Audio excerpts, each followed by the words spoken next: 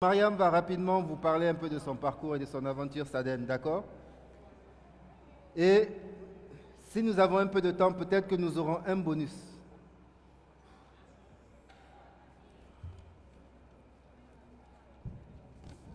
Mariam, on y va, nous avons trois autres personnes.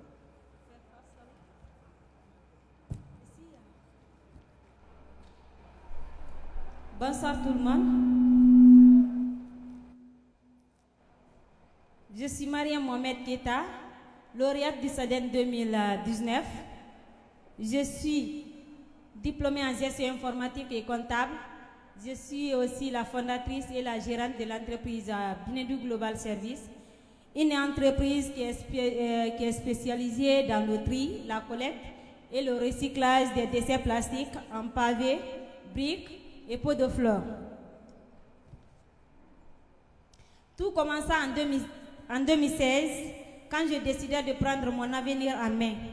C'est ainsi qu'au cours de la recherche de mon premier emploi qui m'a amené à visiter bon nombre de rues de Conakry. C'est ainsi que je me suis rendu compte de l'abondance des déchets plastiques qui polluent l'environnement, dont les gens n'ont pas besoin et qui ont cependant une autre utilité.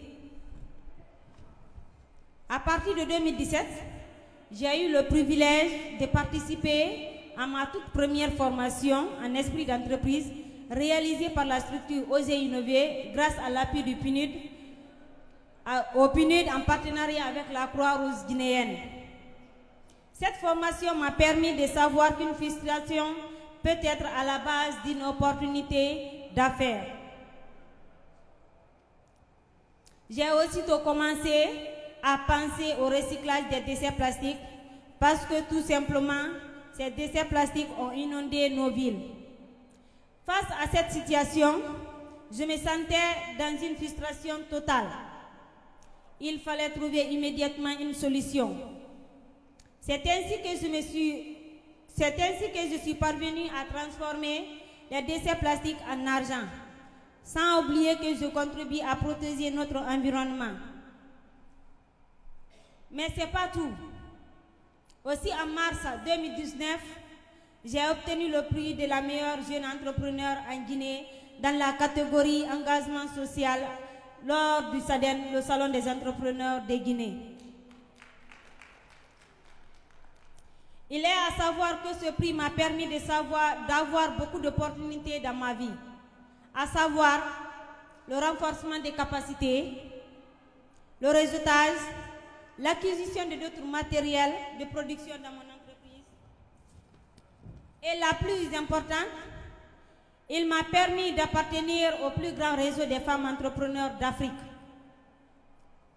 Grâce à ce réseau, j'ai rencontré d'autres femmes entrepreneurs très dynamiques venant de partout, de partout en Afrique. Encore un voyage sur l'Éthiopie pour participer au forum des exportateurs, au forum mondial des exportateurs, au cours duquel j'ai collaboré avec le représentant de la plus grande entreprise de recyclage des déchets plastiques en France. Au jour d'aujourd'hui, Binedu Global Service compte à son sein 10 employés, dont 8 femmes, et une capacité de production de 2,5 tonnes par mois. Notre ambition à moyen terme est d'accroître notre capacité de production allant de 2,5 tonnes à 100 tonnes de plastique par mois, dont 1200 tonnes par an. C'est dans cette optique que je lance un appel aux autorités guinéennes de croire à mon entreprise et de m'accompagner. Je vous remercie. Merci beaucoup, Madame Keita. Maintenant, j'appelle Monsieur Lansine Kondé. Il est là? Est-ce que Monsieur Lansine Kondé est là? Parfait. Donc, on va prendre maintenant Monsieur Aboubakar Bangoura. Est-ce que Assatou Lamaranaba est là? Parfait. Mais on va prendre d'abord Monsieur Aboubakar Bangoura de la société EFATAP Group. C'est vous, Condé? Ok, attendez, c'est pas grave. Bangoura, vous pouvez venir. On est... Merci. Donc, il évolue dans le domaine du transport maritime. Je vous prie de prendre le micro. Vous avez quelques minutes afin de inspirer. Merci.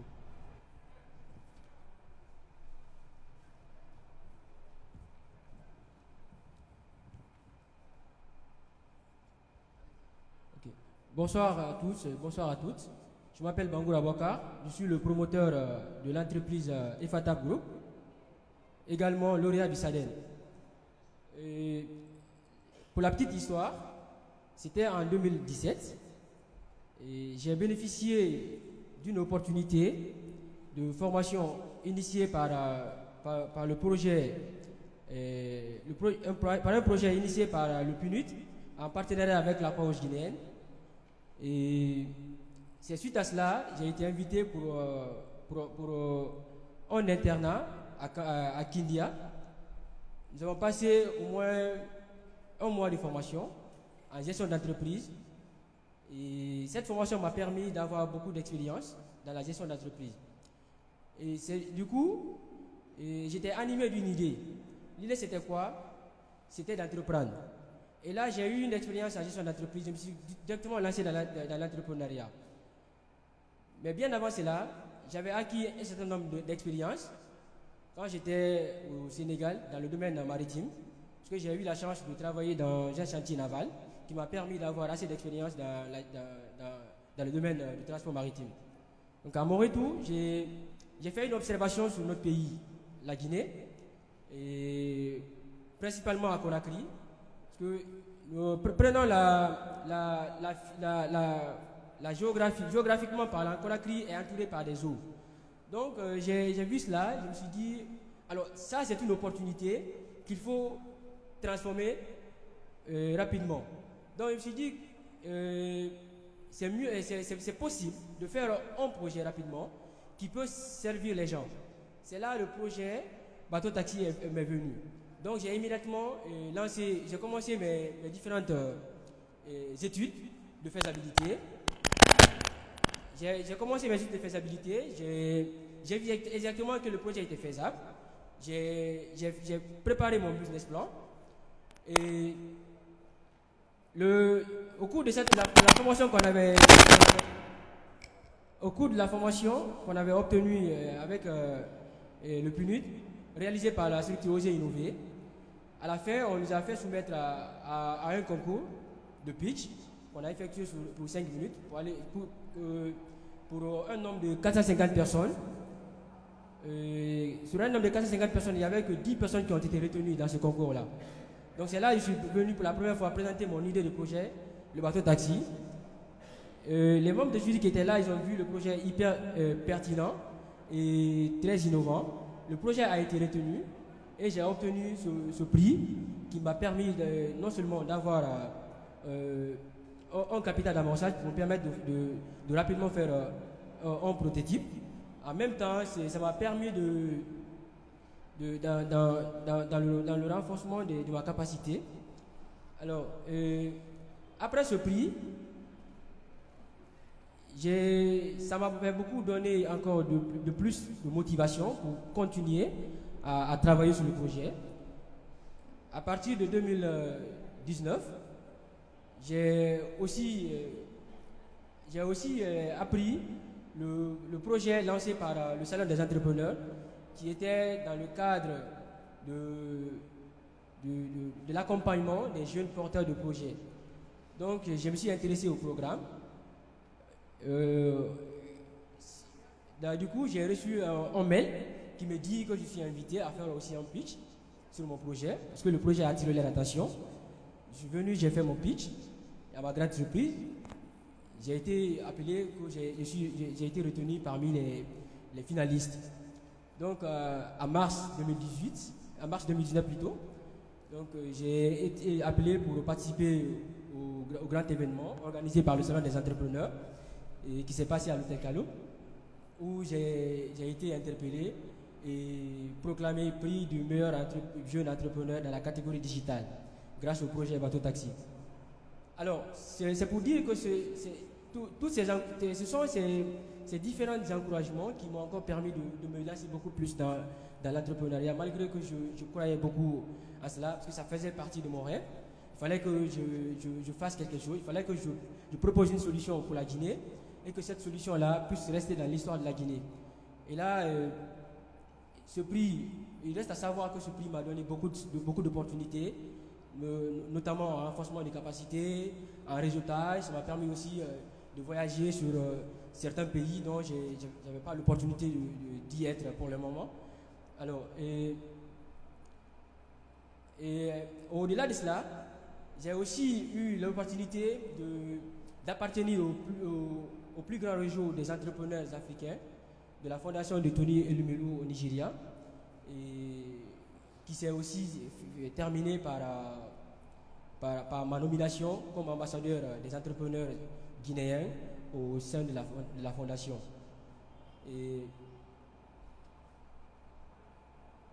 Alors, je vais un peu vous parler du projet Bateau Taxi. Parce que parlant du projet Bateau Taxi, il y en a des gens qui vont se poser des questions. C'est quoi le projet Bateau Taxi? C'est un projet qui vise à désengorger le réseau de transport routier à Conakry en proposant des mini-navettes du type BT. Ces mini-navettes, ce sont des nouvelles marques d'embarcation que j'ai essayé de concevoir avec un ingénieur très expérimenté. C'est des embarcations made in Guinea. Alors, ces embarcations, nous allons lancer ces embarcations qui vont assurer le transport des personnes et de leurs biens en voie maritime de Conakry. Et ces embarcations, on a beaucoup travaillé là-dessus, que ce soit sur son côté confort, sécurité, rapidité et même sur l'aspect économique. Parce qu'il reste à savoir qu'on a une population qui a un potentiel économique très faible. Donc on a aussi pensé à cela pour aider les gens. Donc nous aspirons aider les gens dans ce domaine du transport en Guinée. Alors,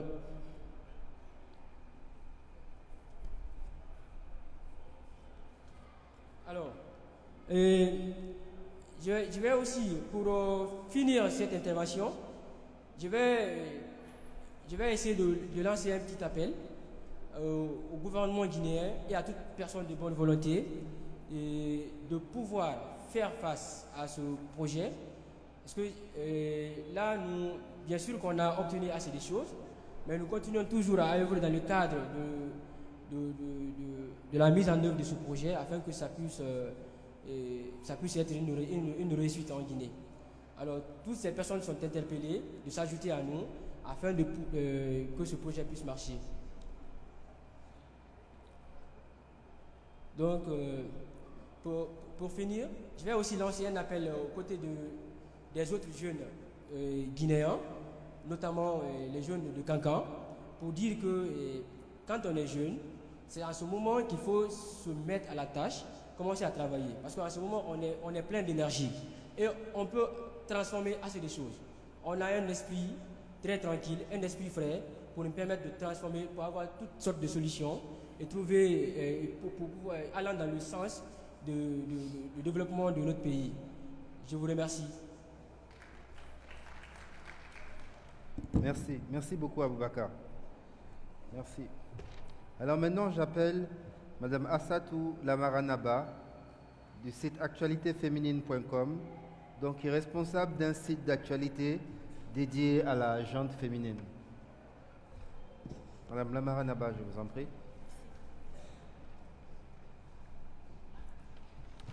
Bonsoir à toutes et à tous. Merci d'être venus. Je remercie aussi les organisateurs et les partenaires techniques et financiers du SADEN. Alors, moi, je m'appelle Hassatou Lamaranaba, journaliste écrivaine et fondatrice du site actualitéféminine.com. Après le bac en 2009, on m'a orientée à l'Institut supérieur des arts de Guinée, Isaac de Dubreka, dans le département musicologie, filière critique d'art. Quand je faisais la 4e année, j'ai fait mon premier stage à la radio Familia FM durant 9 mois, puis je suis allée à Planète FM où j'ai fait 6 mois. Après ces différents stages, j'ai fait un break-up pour suivre une autre formation en management, mais ayant l'amour du journalisme, du métier, j'ai vu un appel d'offres du site kalenews.org qui cherchait un reporter. Après un essai de 2 semaines, on m'a pris en tant que reporter de ce site et je travaille jusqu'à présent pour le site kalenews.org. Alors, en janvier 2019, à travers mes articles que je publie sur la toile, une maison d'édition basée en Allemagne m'a contacté pour savoir si j'ai l'ambition d'être auteur. Ainsi, j'ai saisi cette opportunité pour agencer mes articles et en faire un recueil de 64 pages. Le quotidien des femmes en République de Guinée, c'est le titre du livre. Il est en ligne et vous pouvez l'avoir sur amazon.fr, More Books, édition Université européenne à 39,90 €. Parlant de l'entrepreneuriat, l'idée m'est venue à travers mes reportages à l'intérieur du pays. J'ai fait le constat qu'il y a assez de femmes qui sont dans des groupements pour leur autonomie. D'autres sont victimes de violences basées sur le genre. Il y a une faible représentativité des femmes dans les instances de prise de décision et fort malheureusement, il n'y a pas une large communication sur cette couche sociale. D'où la création du site actualitéféminine.com, qui est un site d'information qui fait la promotion des femmes en général et celles vivantes en milieu rural en particulier. Alors, en novembre 2018, après la publication d'un papier, j'ai vu le lien du SADEN. J'ai trouvé intéressant et j'ai postulé. Quelques jours après, on m'appelle pour présenter mon pitch devant un membre du jury pour la présélection. Et après cette étape, j'ai reçu un autre appel me confirmant que je suis parmi les candidats sélectionnés pour la finale. Et le 12 mars, aux environs de 18 h, on annonce que je suis l'heureuse lauréate du prix SADEN dans la catégorie médias. C'était vraiment un wow pour moi. Oui, un wow pour moi quand je le dis comme ça, parce que j'ai compris que mes efforts ont été récompensés par ce prix. Alors ce prix m'a donné assez de portes d'ouverture.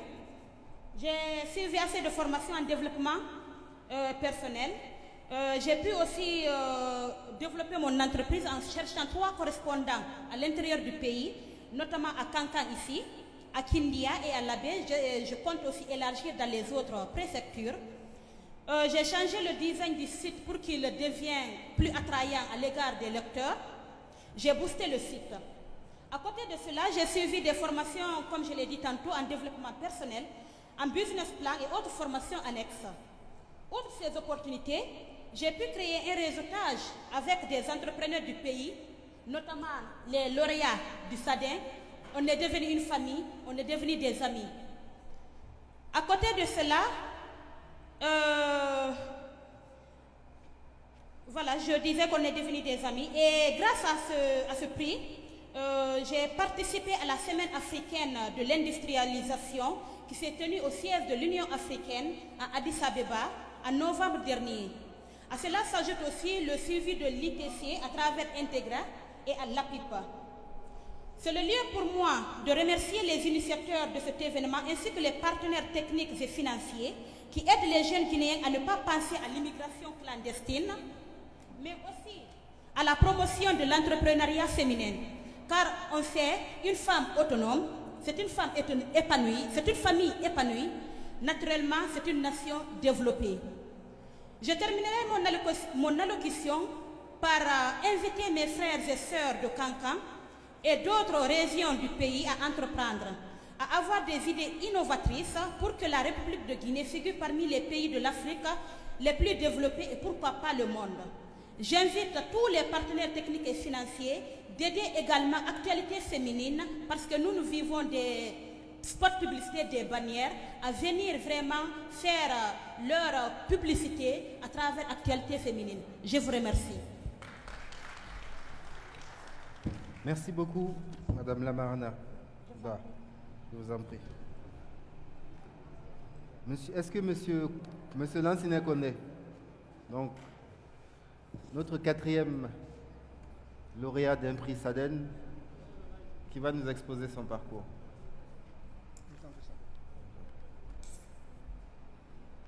Bonsoir, je salue tout le monde.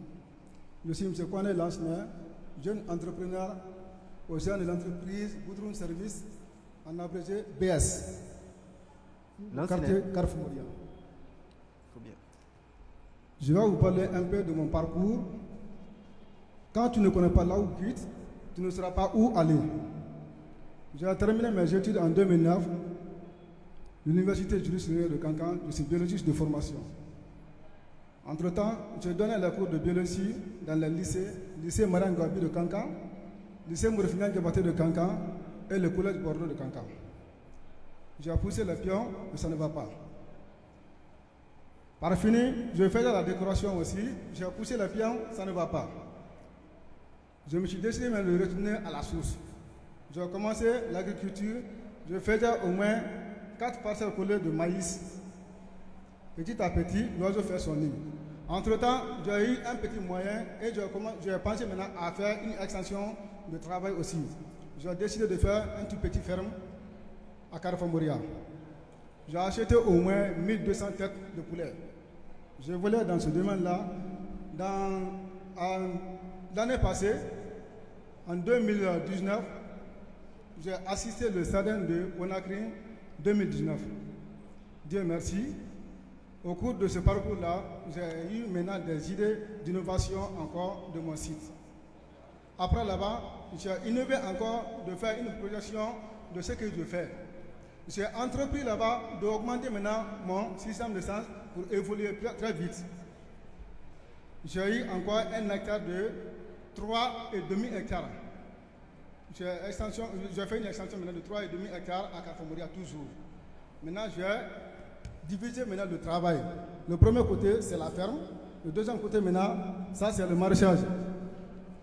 Aujourd'hui, Dieu merci, j'ai au moins 4000 têtes de volailles aujourd'hui sur mon site. Ceux qui ont suivi à la télévision hier, la RTG, le journal est passé sur moi. C'est Koné Lansner, qui est à Carrefour Moria.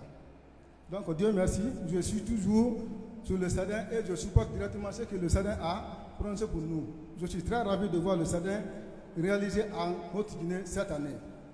Et je prévois encore que ça soit la même chose dans toutes les préfectures de la Guinée. Et en plus de ça, j'ai un tout petit mot à ajouter de ce que je pense là. Finalement, je invite à tous mes amis de s'inscrire dans la base de données de l'ADIP. Quand tu es à l'ADIP, on te voit. Le gouvernement ne peut pas voir tout le monde, mais l'ADIP voit tout le monde et l'ADIP connaît la qualité de tout un chacun de nous. Donc je vous remercie. Merci beaucoup. Merci. Je vais demander à nos 3 lauréats de bien vouloir venir.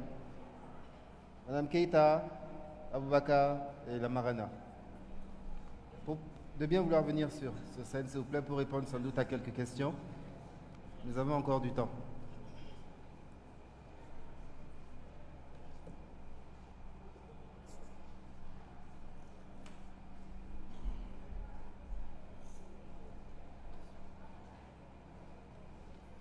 Vos micros sont activés si je ne me trompe pas. Donc vous pouvez parler. Y a-t-il des questions à l'un ou à l'une des lauréats ou des lauréates concernant son parcours, les différents avantages dont ils auraient pu bénéficier durant cette année, l'accompagnement?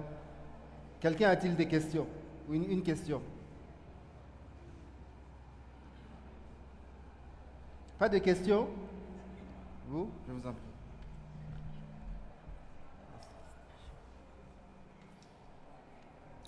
Bonsoir tout le monde. Moi, c'est M. Dieng, chargé d'affaires Banque Islamique. Je voulais m'adresser à ces différents lauréats sur un facteur. Ils ont été accompagnés de façon technique par les partenaires, la PIP ou même le SADEN, pour des formations renforcement de capacité. Après ces prix que vous avez obtenus, est-ce que vous avez décidé de vous retourner vers une banque afin de solliciter un financement dans l'extension ou la réalisation des projets que vous avez? Parce que c'était juste des prototypes que vous avez proposés. Vous avez eu un budget qui vous a permis de commencer.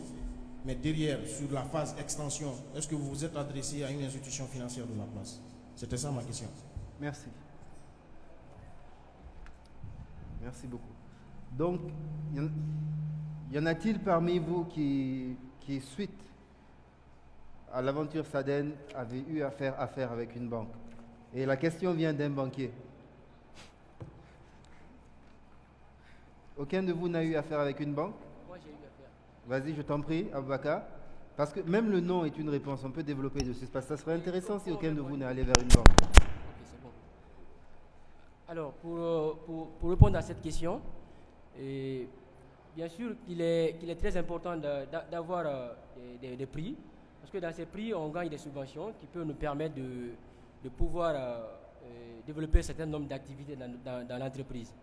Alors, ces questions de subventions, ce sont des financements qui ne sont pas assez. Et on a aussi du coup besoin de financements, d'autres financements pour pouvoir aller plus loin.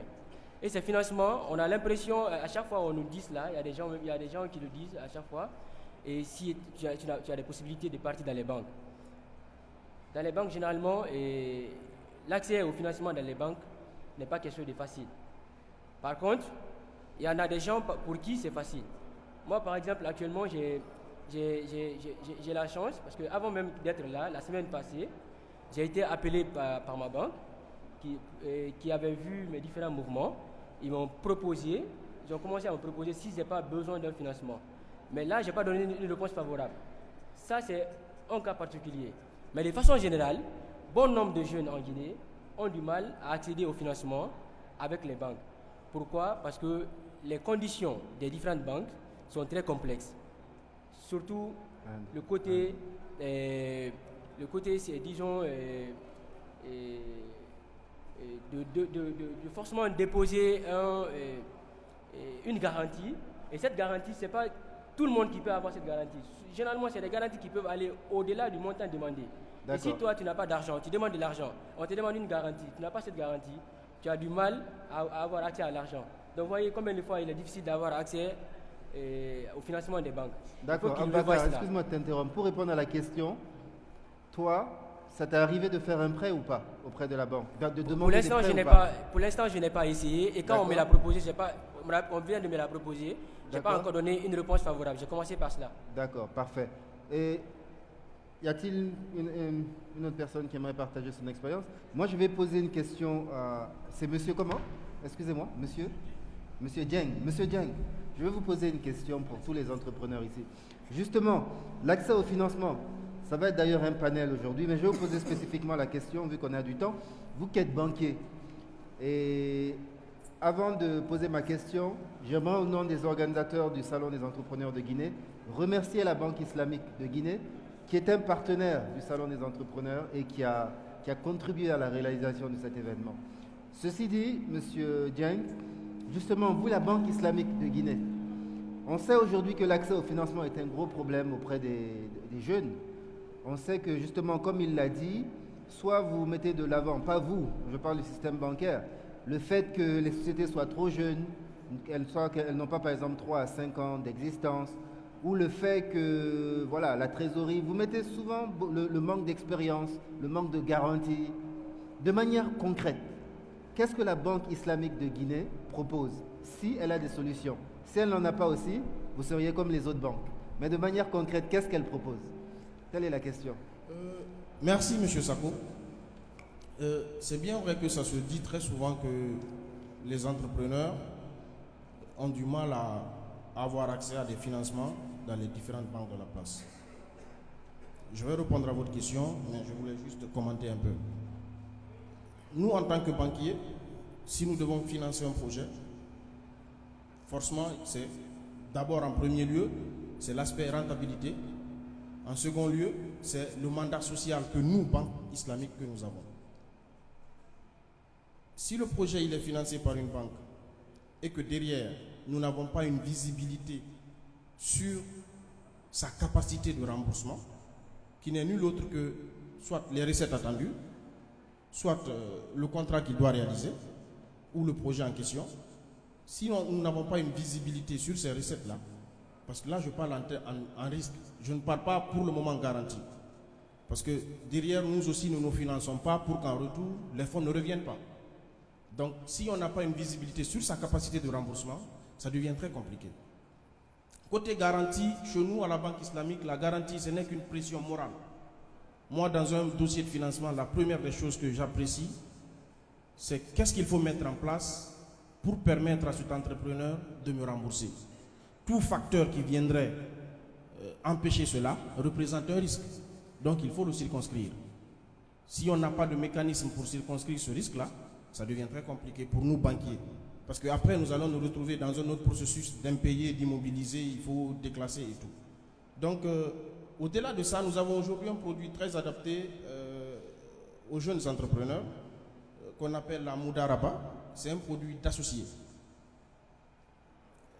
L'entrepreneur a un projet, a une expertise. Nous, nous apportons les fonds. On s'associe, on réalise le projet. Au finish, on se partage la marge. Mais vu qu'on n'a pas une idée globale, une idée exacte sur la rentabilité, c'est des prévisions, on peut se dire, bon, on va se faire un bénéfice de 10 000.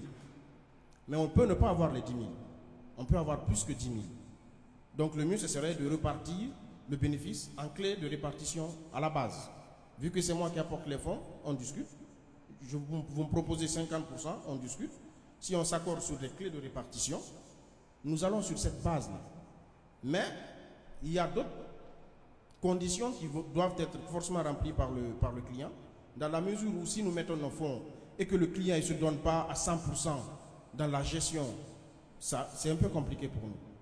Donc, il n'aura pas de salaire s'il perd les fonds. S'il y a en cas de force majeure, le projet il foire, nous perdons nos fonds, lui il perd son temps, il perd tout ce qu'il a mis en place en termes de temps, en termes de contact et tout, parce que c'est un produit islamique qu'on met à sa disposition pour qu'il puisse réaliser son projet, mais derrière que ce projet aussi soit rentable pour nous, la banque. Mais s'il dépend d'autres secteurs d'activité, la garantie, comme je l'ai dit, c'est une pression morale. Mais si les risques, on n'arrive pas à les circonscrire, parce que nous aussi, nous rendons compte, si on n'arrive pas à les circonscrire, ça va être un peu compliqué pour nous. Et en plus, ce que je voulais rajouter sur ce point, c'est par rapport à toute la documentation à fournir. Il est bien vrai d'entreprendre, mais pour entreprendre, il faut s'armer. S'armer, c'est le renforcement de capacité. S'armer, c'est de pouvoir soi-même faire un compte d'exploitation prévisionnel. S'armer, c'est pouvoir soi-même faire un plan de trésorerie, monter un business plan. Mais si on n'a pas des éléments comme ça, concrets, parce que si vous faites un business plan et que moi je parcours les chiffres, au finish, je me rends compte que le projet, il est rentable. Mais quand on partage la marge, moi je ne gagne pas, vous n'y gagnez pas. Donc voilà, parce que derrière, il y a une question de rentabilité. D'accord, merci beaucoup. Merci. On va laisser le directeur marketing répondre. Oui, je voulais juste rajouter juste ce point. J'ai écouté, enfin je suis venu, vous aviez commencé à présenter, j'ai pas suivi la présentation de la dame, mais vous avez commencé, j'ai écouté avec attention, monsieur aussi, madame aussi. Il n'y a que pour madame que j'ai compris un peu le but enfin ce qu'elle fait. Pour vous autres, je dois être sincère, je n'ai pas compris ce que vous faites. Pourtant, vous avez été élu sur la base d'un speech que vous avez fait, d'un pitch que vous avez fait, on vous a choisi et donné des prix à ce propos. Donc, ça aussi, ça dénote de peut-être la préparation de votre projet. Moi, aujourd'hui, quand on m'a parlé de cette partie du programme, je me suis dit, ouais, je vais avoir devant moi des entrepreneurs qui ont débuté quelque chose, qui vont nous dire exactement où ils en sont. Parce que je suis venu avec plein de cartes de visite pour pouvoir vous mettre en relation avec des chargés d'affaires. Donc ça, c'est la première remarque. Ensuite, il faut éviter d'avoir des préjugés sur les banques. Toutes les banques ne sont pas comme ça. Enfin, c'est trop caricatural ce que vous avez dit. D'accord? Mais vous avez touché un point tout à l'heure. Vous avez dit que votre banquier a commencé à vous relancer, vous a contacté pour que vous veniez souscrire à un financement. C'est important. C'est vraiment important, c'est vital. J'expliquais ça à M. Selou la dernière fois quand j'étais à la PIB. Il faudrait que les entrepreneurs travaillent le go-to-market. Dans votre plan de développement, il faudrait que vous prévoyez, enfin que vous mettez en tout premier lieu la validation de votre produit, votre service, ce que vous offrez par les clients. Il ne faudrait pas rester dans vos quatre murs, réfléchir à votre solution, aussi merveilleuse soit-elle, Si après, enfin, vous mettez tant de moyens et de temps pour développer ça dans vos 4 murs et que vous venez après sur le marché qu'il n'y ait pas comment on l'appelle, de validation, c'est une perte de temps. Donc moi, je vous suggérerais, avant même de parler de banque et ainsi de suite, de faire valider votre produit, votre service par le marché. Et ça, c'est le terrain qui commande. À partir de là, le banquier va forcément vous contacter parce qu'il va voir qu'il y a des commandes, il y a un chiffre d'affaires qui, voilà, il y a quelque chose qui se crée. Ça ne va jamais partir de rien. Ça va partir de ce que vous proposez, du potentiel que vous représentez.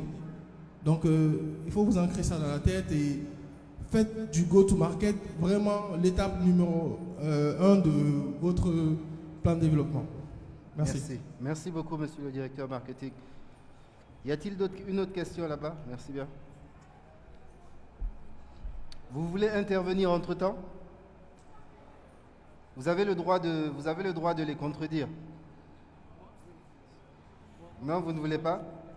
Une question? Merci beaucoup. Bonsoir à tous. Et mes remerciements vont vers... Si vous pouvez, comme vous êtes un peu excentré pour qu'on vous voie. Oui. Vous levez pour qu'on vous voie, voilà. D'accord. Je tiens à remercier tous les intervenants et les intervenantes. Ma question est de savoir... Excusez-moi, votre nom et votre fonction? Je m'appelle Kefara Sherif. Je suis aussi un entrepreneur, c'est-à-dire qui est à ses débuts. Donc, mes questions vont vers toutes les 4 personnes. Je voudrais savoir, si j'ai bien compris, vous, monsieur Souma, vous avez dit que vous avez reçu un accompagnement de la part de SADEN dans le cadre du développement de votre projet. Mais bien avant cela, comment vous vous êtes débrouillé à lancer votre projet avant que SADEM ne vous accompagne? Donc la question est valable pour les 4 personnes. Merci. Comment vous vous êtes débrouillé à lancer votre projet pour un début avant que même vous gagnez ces prix? Merci. Merci bien. Donc la question, il aimerait un peu connaître la genèse de vos entreprises. Si chacun peut rapidement dire juste avant le SADEN comment il a initié son projet. Je vous en prie, on va faire un tour rapide.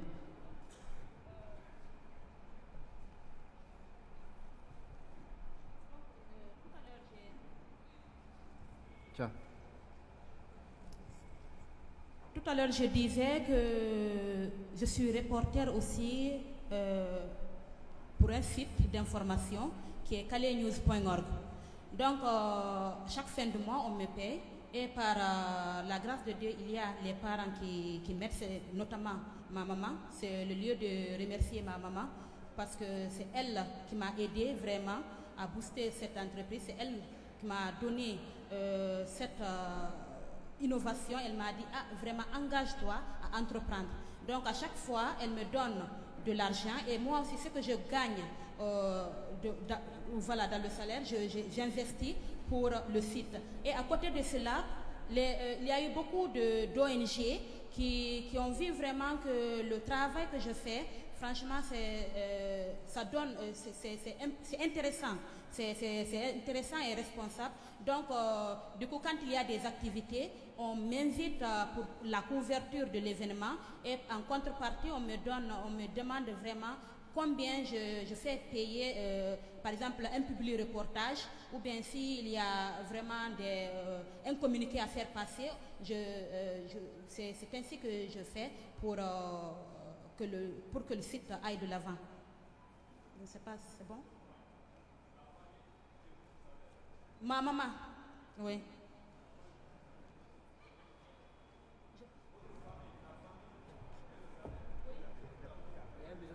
Oui. Sa maman, donc du financement personnel. Oui, un financement personnel. D'accord. Oui. On va faire un tour. Comment vous êtes financé? Comment vos projets ont débuté avant de connaître le SADEN? Avant de connaître le SADEN, j'ai précisé tout de suite dans mon discours. Moi, c'est à travers ma subvention avec le projet Oser Innover financé par le PNUD. C'est à travers ça que j'ai commencé le... Parce que quand j'ai fait mon plan d'affaires sur mon projet, j'ai vu que la somme, il fallait vraiment avoir... Pour faire le recyclage des plastiques, il faut avoir un lieu, une unité de transformation pour brûler les plastiques là-bas parce que c'est pas facile. Il ne faut pas aussi faire ces trucs pareils dans la ville. Et j'ai vu qu'il y a beaucoup de choses qu'on doit faire. Donc, en ce moment, je n'avais rien. Qu'est-ce que j'ai décidé? J'ai décidé d'aller d'aller sur les réseaux sociaux. Là où je vois les concours entrepreneuriaux, j'essaie de postuler là-bas. Et c'est ainsi que j'ai postulé au concours Oser Innover en 2018 qui m'a permis de mettre mon entreprise en place. Un concours qui a été financé par le PNUD qui m'a aidé de mettre le projet en place. Maintenant, le SADEN aussi est venu. Quand j'ai mis l'entreprise en place, je me suis dit que j'avais beaucoup de choses qui étaient là, dont je devrais vraiment travailler pour mettre en place. Il y avait l'acquisition aussi des machines dont j'avais besoin. Je n'avais pas d'autres moyens. C'est ainsi que j'ai postulé pour le SADEN aussi. Et Dieu m'a aidé à remporter aussi le prix SADEN. C'était donc mon deuxième prix qui m'a aidé aussi à avoir beaucoup d'autres matériels pour mettre dans mon entreprise. D'accord. Aboubakar, peut-être rapidement répondre avant Condé, puis Aboubakar, comment, avant de commencer le SADEN, comment vous êtes financé, comment votre projet est parti rapidement, s'il vous plaît. Bon, moi je tourne sur mes fonds propres. Donc je ne connaissais pas le SADEN avant. C'est l'année passée que j'ai connu le SADEN. J'ai participé seulement à la formation à Conakry. À part ça, rien d'autre. Et je ne connais pas les banques aussi. C'est ça. Sur fonds propres. Aboubakar, ça va. Alors moi, mon cas, tout a commencé, c'est quand j'ai obtenu j'avais obtenu un contrat avec la Croix-Rouge, en partenariat avec la Fédération internationale des sociétés de la Croix-Rouge en 2014-2015. Et pendant ces 2 années, j'avais réussi à collecter un certain nombre de montants. Et après ce projet, j'étais pris là-bas comme agent de soutien psychosocial et gestionnaire du stress, donc pour les agents et les victimes. Alors, après ce projet, c'était un contrat de 2 ans. Le peu que j'avais, et comme j'étais animé d'une idée d'entreprendre, mais là, je n'avais pas d'idée à ce moment, je ne savais pas quoi faire, quelle est l'activité qu'il fallait faire à ce moment. Et je suis resté dans ça à partir de 2017. Et quand j'ai participé à une formation avec la structure Oser Innover, qui a été financée par le PNUD et la Croix-Rouge, et j'ai obtenu assez d'expérience, donc je me suis beaucoup motivé. Le peu que j'avais, avant de recevoir leur subvention, le peu que j'avais, j'ai financé ma formation dans un chantier au Sénégal, où j'ai acquis beaucoup d'expérience dans la gestion maritime. Donc c'est à mon retour. Et j'ai aussi eu accès au financement que Oser Innover aussi m'a donné.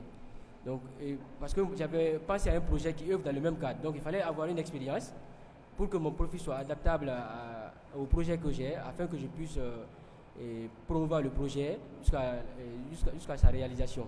Donc j'ai eu aussi à cette subvention qui m'a permis aussi de commencer à travailler sur le prototype.